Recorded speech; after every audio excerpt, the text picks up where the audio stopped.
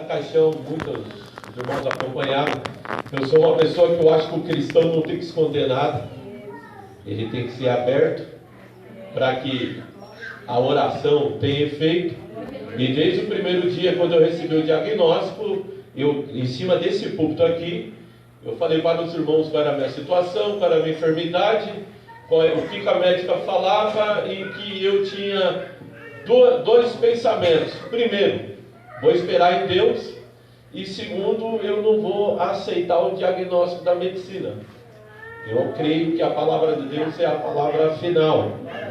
E nesse 1 ano e pouco, os irmãos, muitos, eu não vou citar nome de pessoas aqui, porque eu vou esquecer de alguns, mas eu posso declarar que praticamente 100% oraram, intercederam, jejuaram, não somente aqui de Curitiba, mas até de outras cidades da obra, através até de mensagem. Os irmãos oravam, e a minha parte, que a única coisa que eu podia fazer era insistir, acreditando um pouco mais. Um dia eu até estava sofrendo muito, irmãos, eu entreguei os pontos, e o irmão Alexandre me deu uma palavra de ânimo, ali uma palavra de motivação, inspiração, que aquilo me levantou. E quando chegou no dia 28 de junho agora, eu tive uma última consulta com a médica, que agora a próxima é totalmente diferente. E aquela foi decisiva, irmãos. O meu rim, pelo resultado, estava funcionando 3,91. Pelo cálculo, veio até o... Ela falou que era uma situação horrível, que eu teria que ser internado. O meu corpo não resistiria à hemodiálise. Ela foi bem clara. Naquele dia estava a vida da minha esposa, estavam meus filhos dentro da sala. Ela falou assim: o senhor não vai aguentar a hemodiálise, nós vamos ter que fazer algo. Se o senhor sobreviver da hemodiálise, nós vamos ver o que vai fazer do senhor para estabilizar a vida do senhor. Provavelmente a vida do senhor chegou no fim, e eu tenho que internar o senhor hoje. Eu falei: não, vocês não podem me internar hoje, porque de manhã Jesus tinha falado comigo que a minha cura dependia da médica. Eu não entendi na hora, pedi para que minha esposa tirasse um versículo. Ela tirou um versículo que confirmava que eu ia ter que ter um ato de fé e Jesus ia realizar uma grande obra.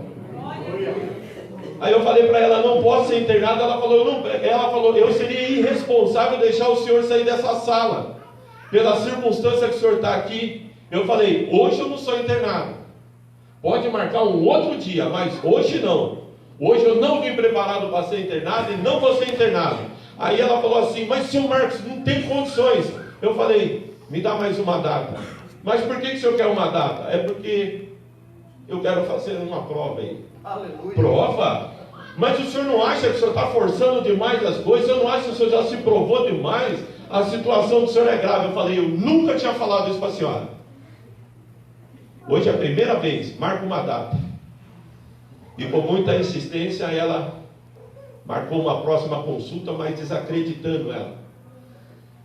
Eu saí no dia... Passei muito mal de sexta para sábado.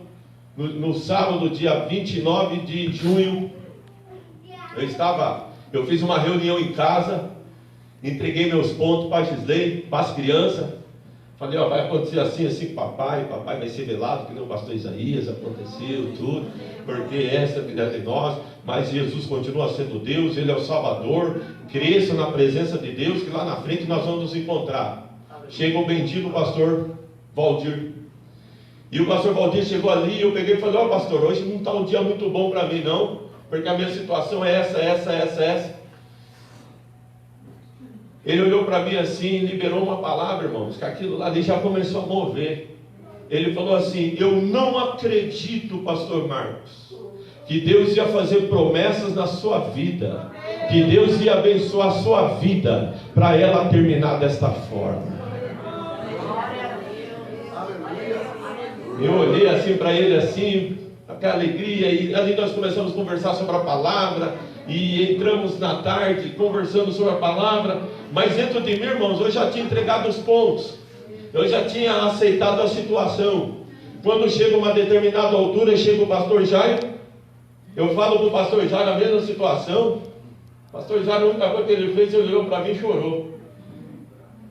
Cadê amém? Tem gente que derrama lágrima por nós, né? Aí o pastor falou assim: vamos se levantar, fazer uma oração. Ele estava se despedindo da visita. Falei, amém, pastor. Irmãos, eu dobrei meu joelho. O pastor começou a orar, os pastores começaram a orar. O céu se abriu. O céu se abriu de uma tal forma, de uma tal maneira, irmãos, que o meu corpo começou a tremer e o Espírito de Deus visitou a vida do ungido de Deus ali. E nós começamos a falar em mistério, e aquela glória foi tão grande, foi tão tremenda, que eu sentia, quando a presença de Deus penetrava dentro do meu corpo, aquilo me tremeu de tal forma, de tal maneira, e Deus vem e confirma a sua bênção. Foi tão impactante que quando terminamos a oração, eu vou falar aqui que eu tenho liberdade, o pastor Valdir só olhava para mim com o olhão arregalado assim, não conseguia falar nada. O Jairo olhava assim também, não conseguia, ninguém falava nada. A presença de Jesus estava tão grande ali que nós íamos trombar com ele. Aleluia. Foi um para cada. A única coisa que eu conseguia falar foi forte. Foi forte. Foi forte. Os sintomas sumiram na mesma hora, irmãos. Eu senti um ânimo, uma alegria, uma renovação, uma força. Eu falei, sumiu. Não estou sentindo aquela fraqueza, aquela dor. Não estou sentindo, só estou sentindo a presença de Jesus. E aí eu fiz prova com Deus, porque nem eu estava acreditando no que tinha recebido. Peguei o carro na madrugada, fui até São Paulo, que eu falei, eu quero participar de um culto, de um lugar que ninguém está sabendo de nada. Aleluia. E Deus vai falar comigo. Vou para a cidade de Limeira, culto prolongado na cidade de Limeira. Chega lá, Deus usa o seu instrumento, fala as mesmas coisas que Deus tinha orientado na minha cozinha. Tu, meu servo, meu ungido, o meu Espírito concretizou a obra na sua vida. Pode abrir a tua boca e declarar que aquela enfermidade você não tem mais, porque o teu Deus removeu ela da sua vida. Quem pode glorificar o nome de Jesus? Eu estou aqui nessa noite para dizer: Jesus cura. Amém. Aleluia.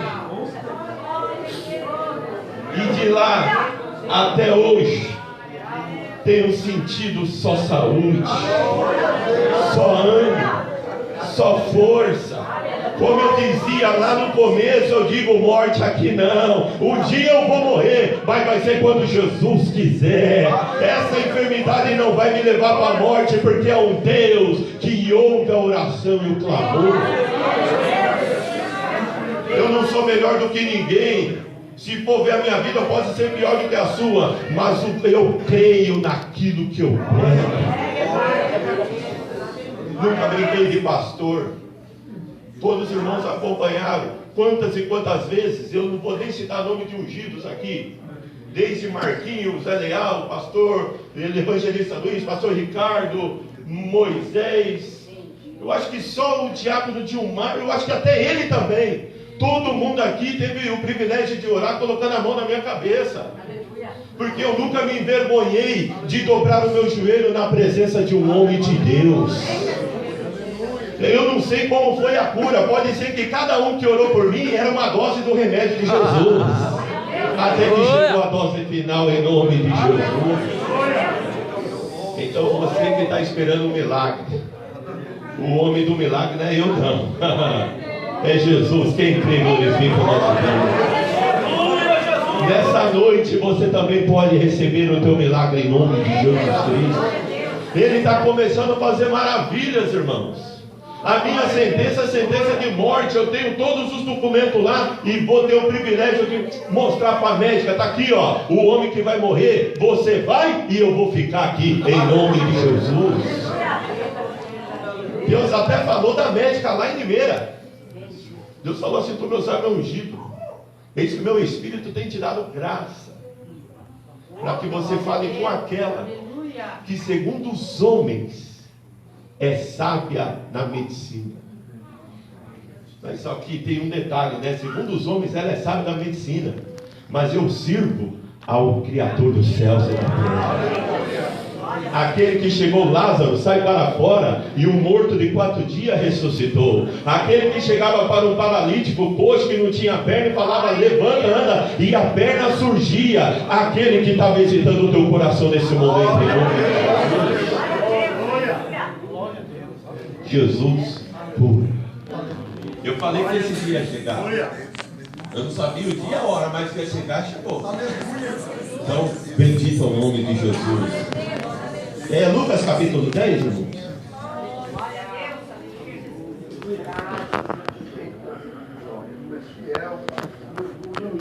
A fila da cura está andando.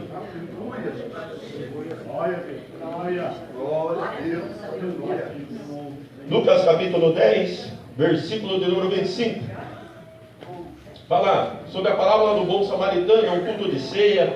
Foi falado sobre a volta de Jesus, sobre o trono branco, e essa parábola trata sobre tudo isso, sobre o que é igreja, sobre o que é ceia, e sobre a nossa fé, sobre a nossa atitude.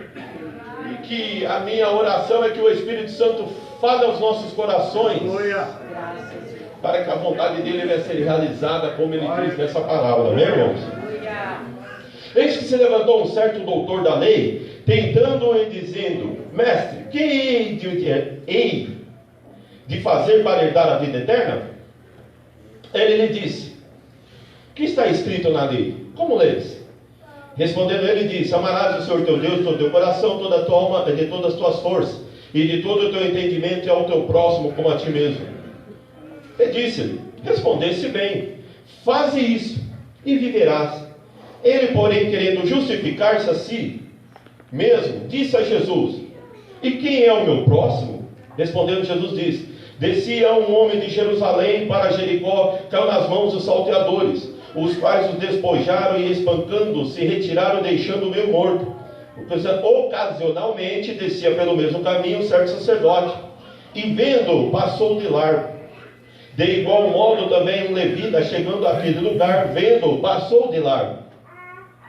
Mas um samaritano, que ia de viagem, chegou ao pé dele, vendo, comoveu-se de íntima compaixão, e aproximando-se, atou-lhe as feridas, aplicando-lhe azeite e vinho, e pondo sobre a sua cavalgadura, levou para uma estalagem e cuidou. E partindo no outro dia, tirou 2 dinheiros, ou 2 denários, depende da tradução, e deu ao hospedeiro e disse-lhe, cuida dele, tudo o que de mais gastardes eu te pagarei quando voltar. Qual, pois, desses 3 se parece que foi o próximo daquele que caiu nas mãos dos salteadores? Ele disse, o que usou de misericórdia com ele. Disse, pois, Jesus, vai e faze da mesma maneira. Jesus não muda a resposta dele, né, irmãos? A primeira e a segunda resposta é enfática, é a mesma palavra ele usa que é no grego poieo, de fazer, agir, realizar. Faça, realize. Nós temos alguns personagens nessa história, nesse evento, que nos chamam a atenção. Nós temos nesse evento um doutor da lei, um mestre da lei, que era descendente dos fariseus e escribas. Nós temos a pessoa bendita do Senhor Jesus Cristo. Dentro da parábola nós temos um personagem que é um levita, um sacerdote e um samaritano. O que eu acho interessante é que o doutor da lei representava Moisés. E Jesus representa a graça, representa o amor de Deus. A resposta do intérprete da lei está correta. Porque quando ele pergunta para Jesus o que farei para herdar a vida eterna, herança não se faz nada, porque herança já é consequência sanguínea.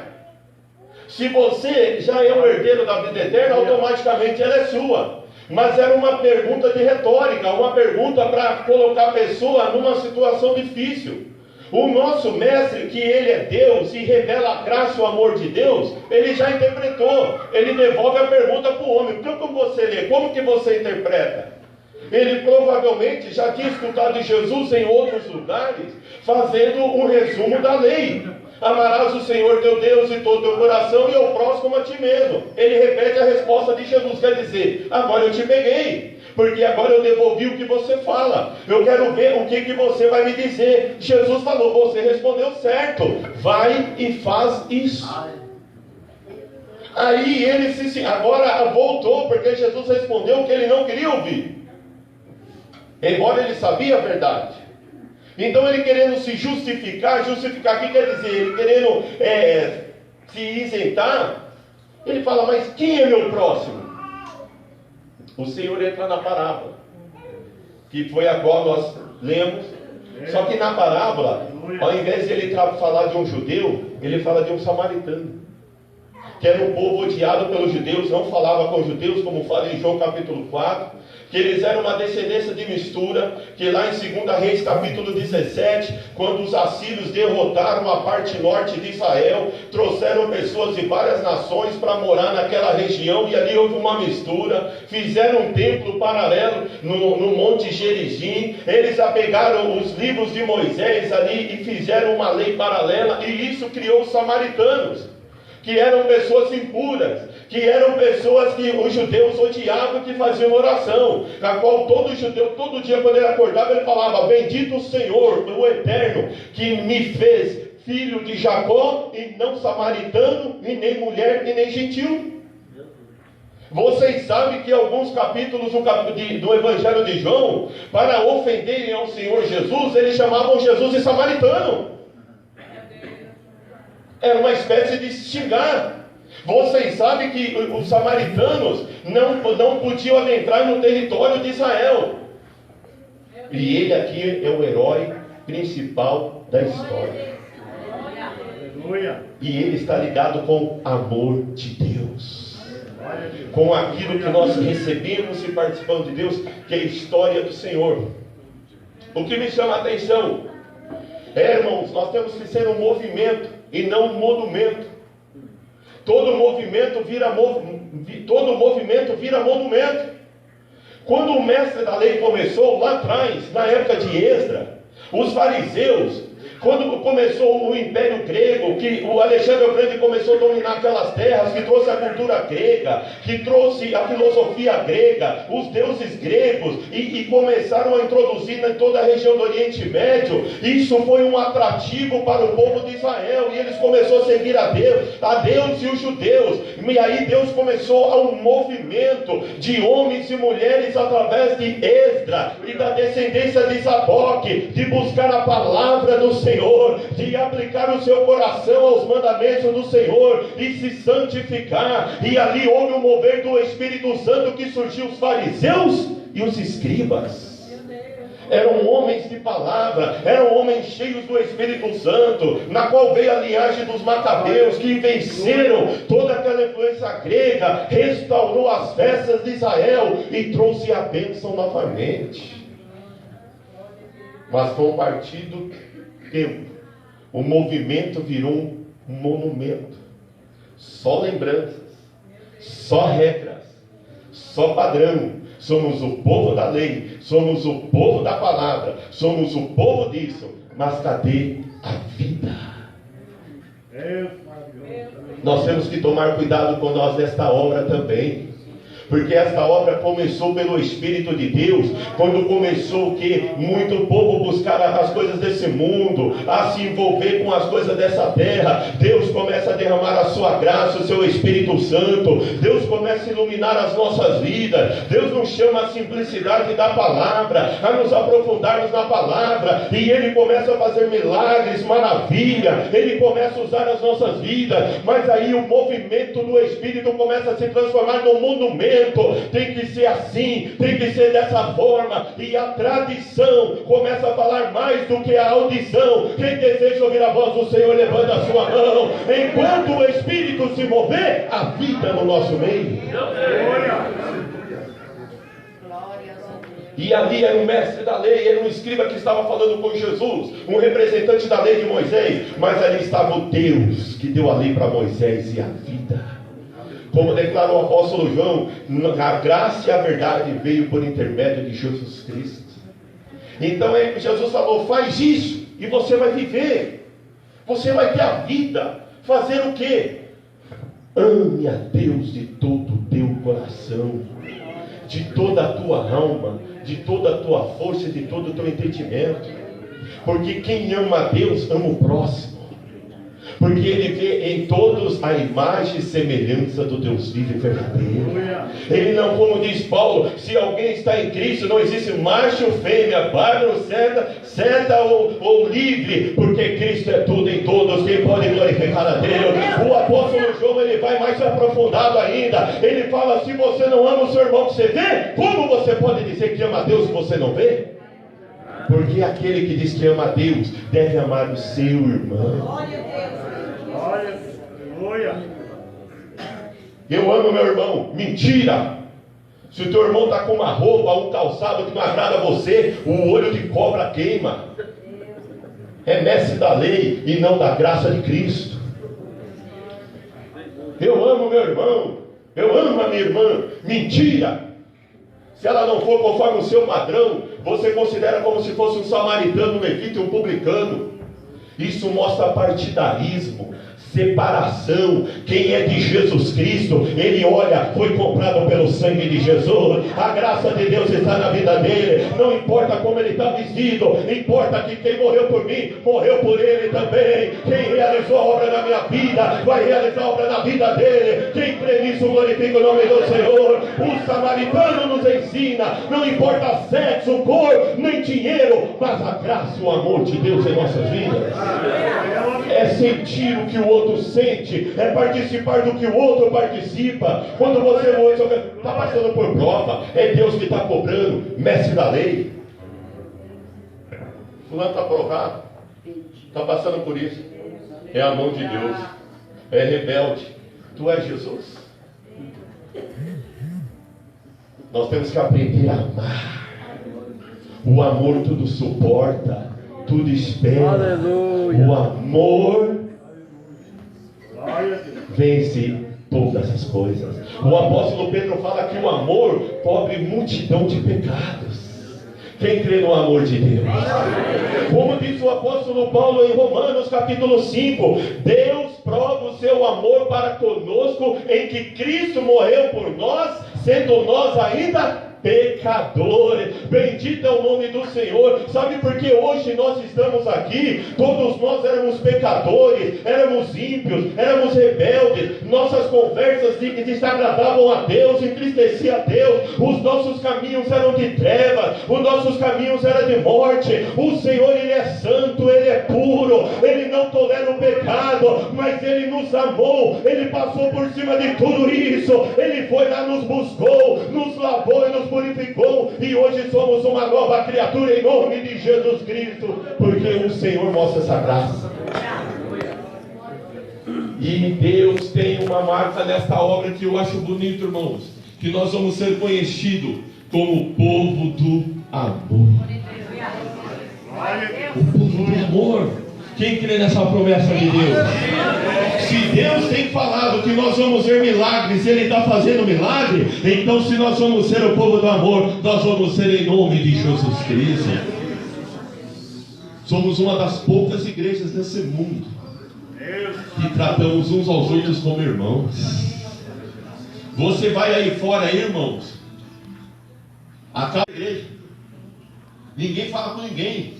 Igrejas grandes, porque só tem um compromisso ali, ó, com a reunião. Aqui o irmão conversa com o outro, o irmão abraça o outro. Quando o irmão está passando por luta e enfermidade, o hospital chega até a encher, porque é tanto irmão visitando. Quando o irmão está passando com a necessidade, ô irmão, eu estou mandando um zap e falo: eu estou orando por você, eu estou jejuando por você. Temos fraqueza? Temos, mas temos o amor de Deus derramado em nossos corações. Nós temos demonstrado que podemos não ser mestres da lei, nem sacerdote levita, mas somos bons samaritanos. Quem pode glorificar a Deus?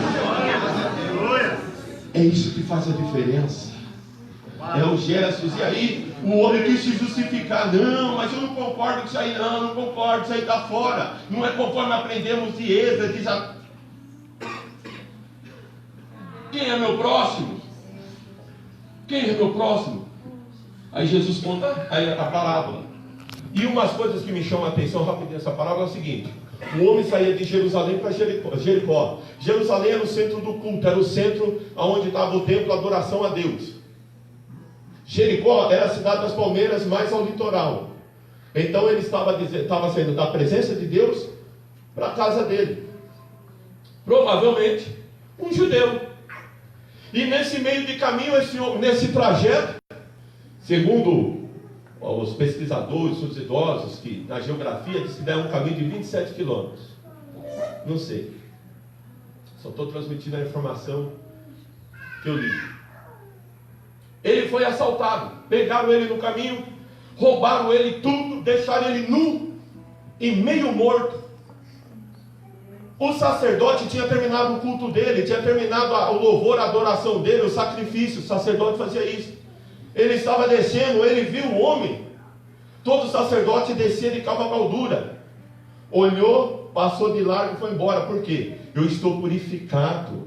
Porque eu acabei de oferecer um sacrifício ali para abençoar o povo. Eu não posso me contaminar com esse meio morto, porque daí vai atrapalhar o meu rito, o meu culto a Deus. E foi embora. O levita, que era auxiliar dos sacerdotes que prestavam serviços no templo, que também se purificava para fazer essa, desceu quando ele viu o homem meio morto lá. Não vou fazer isso aí também não, porque senão eu vou ficar impuro, aí tem que fazer todo aquele sacrifício para depois me renovar, e amanhã tem culto de novo. Foi embora, deixou o homem lá. Agora um homem que não devia estar ali, porque ali é território de Israel e não Samaria, passou um samaritano. Ele olhou aquele homem, ele também estava descendo de Jerusalém, ele também tinha prestado o culto, mas a vida vale mais do que sacrifício. O amor ao próximo fala mais alto do que os meus ritos religiosos. Ele se aproxima, e o que ele tem?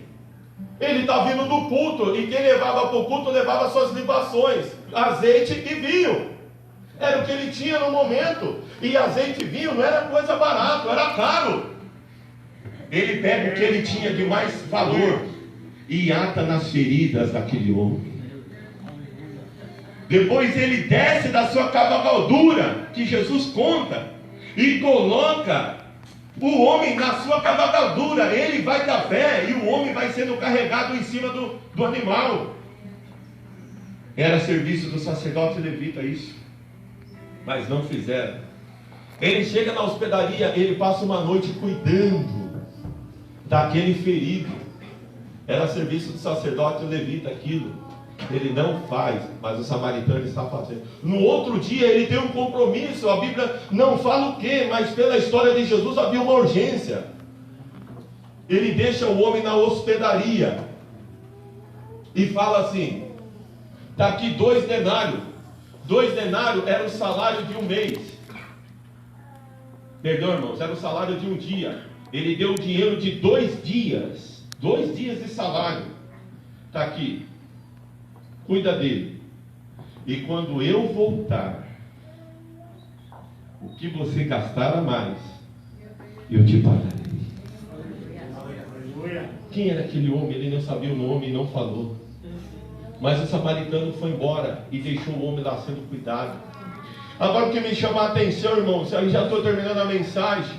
Aqui Jesus está contando a história do que deve ser a igreja, das nossas atitudes, do que o Espírito Santo faz e o que vai acontecer no final da nossa história. Todos nós estávamos na presença de Deus, na casa de Deus, diante do Senhor, mas no meio do caminho o diabo nos assaltou, o diabo nos roubou a nossa alegria, roubou a nossa paz, roubou a nossa saúde, roubou a nossa família e nos deixou meio morto e prostrado. Todos nós estávamos lá, caído no chão, morto. Todos nós, o nosso fim era só esperar a morte, não sabia o que fazer. Muitos sacerdotes e levitas passou, mas um dia Jesus entrou no nosso caminho. Quem pode glorificar a Deus? Um dia o Senhor veio, Ele não olhou como nós estávamos, mas Ele olhou o que Ele podia fazer. E o que Jesus tinha? Azeite e vinho. O que é o vinho? O poder do seu sangue. Quem crê no poder do sangue de de Jesus Cristo. Ele nos lavou com o que Ele tinha de mais precioso, com o seu sangue derramado na cruz do Calvário. Ele untou a nossa vida com o que Ele tinha de mais glorioso, a presença do seu Espírito Santo. Quem pode glorificar a Deus nesse momento? Aleluia. E o Senhor nos levantou, nos colocou sobre os seus ombros e nos colocou numa hospedaria. Nas horas mais difíceis Ele passou a noite contigo, Moisés. Na hora mais difícil, Ezequiel, Ele passou a noite contigo, cuidando das tuas feridas, cuidando de você, zelando de você, atando as nossas feridas, enxugando as nossas lágrimas. E quando amanheceu, Ele chama o Espírito Santo e fala: cuida dele até que eu volte, cuida dela até que eu volte, porque quando eu voltar, eu vou te recompensar. Quem deseja ser um hospedeiro aqui nessa noite, tudo que você faz, há uma recompensa da presença do Senhor. Ele nos deixou o seu salário, não dinheiro, denário, mas Ele nos deixou a sua palavra e a sua presença. Todos os dias nós acordamos pela manhã muitas vezes e não agradecemos aquele que nos pegou à beira do caminho, aquele que atou as nossas feridas, aquele que untou com o seu azeite, aquele que nas noites mais duras e difíceis tem estado ao nosso lado, nos afagando com a sua graça. Glória a Deus. Ele está voltando. Amém. Eu desejo encontrar Ele, quem também deseja.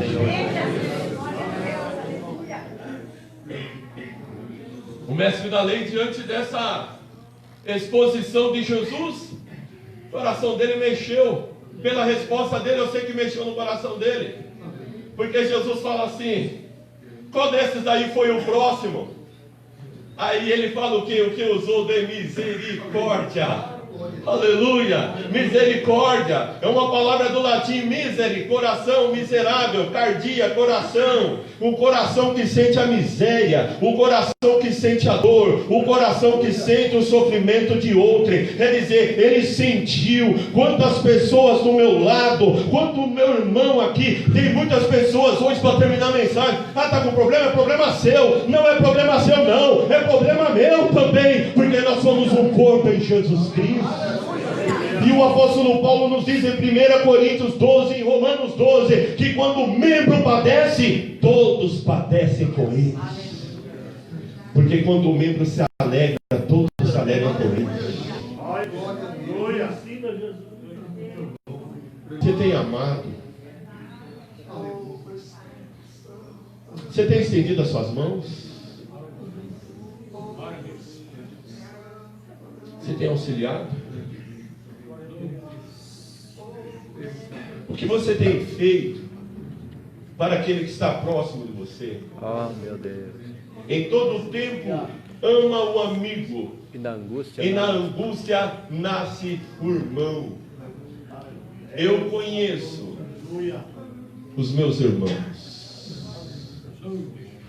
Não foi quando eu comia carne assada, não foi quando eu comia pudim, não foi quando eu comia coisas boas. Isso aí são amigos, mas é na nossa angústia a gente conhece o irmão. E agora eu vou dizer uma coisa aqui: quantas pessoas me surpreenderam positivamente. Vou dar um ponto aqui para uma situação que me marcou também, e com todo respeito, e nós temos que ajudar em oração para que a vitória seja grande, em nome de Jesus Cristo, a vida da Manzaíra. Num momento de dor, de luta, num momento terrível da vida dela, que eu não preciso detalhar, que todos nós participamos, mas que no caso dela é diferente, porque fazia parte da vida. Eu simplesmente estava enfermo. A situação dela era muito... Mas naqueles dias, a serva do Senhor foi lá na minha casa fazer uma oração por mim. O que ela tinha naquele dia? Azeite e vinho. Irmãos, ela não precisava falar nada, Moisés. A dor dela era maior do que a minha, mas mostrou que tinha amor. Porque o amor, ele vence a própria dor para ver o outro sendo confortado. O amor, ele vence o seu próprio sofrimento para ver no outro a vitória. Por isso, irmãos, vamos levantar um clamor pela serva do Senhor. Não somente por ela, mas existem outras pessoas. E eu termino, Jesus olha para o homem e fala assim, aí ele fala, aquele que os outros misericórdia, fala assim, vai e faz o mesmo. Foi o que eu respondi lá na primeira pergunta. Então, da história, não precisava nem ter falado. Mas você ficou querendo se justificar, acabou ouvindo a mesma resposta. Então vamos parar de justificar a nós mesmos.